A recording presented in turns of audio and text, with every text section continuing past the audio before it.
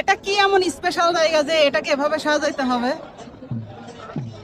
কিছু কিছু গুরুকর্ম থাকে, আপনি জানতে চাইলেও পারবেন না, এগুলো আপনি চলাচল করলে অনেক কিছু বেসিকটা বুঝতে বলেন, পারবেন। মানুষ তো জানতে চাইবে। বলেন, এখানে যা কিছু হয় সবই একজন মানব বডির ভিতরে নিয়ে কাজ করা হয়। এই মানুষের ভিতরে যা কিছু আছে, ধরেন এখানে যা কিছু থাকবে আপনি জ্ঞান দ্বারা যদি বিচার করেন নিজের ভিতরেই খুঁজে পাবেন। এখানে কি কি রয়েছে? এখানে যে ফুল আছে, মালয় আছে, টাকা পয়সা আছে, বদনা আছে, ঘটি আছে। ওই জায়গাটার নাম কি? এটা মাটি, মাটি কোনো কোনো সাধারণ মাটি? হ্যাঁ। এর কোনো কোনো বিশেষ কিছু নাই? ওই যে বললাম এখানে অন্য কোনো উদ্দেশ্য না। মনের খেয়াল খুশিতে এটা করছেন নাকি? না না, এটা গুরু পরম্পরা থেকে আসা, এটা মনের খেয়াল। কত বছর ধরে এটা চলতেছে? এই কর্মের সাথে আমার জন্মগত থেকে আমি লিপ্ত রয়েছি। এখানে এই স্থান করছেন কত বছর হলো? এখানে বেশি দিন না, এটা 3টে জায়গায় ঘুরে আসলো তো।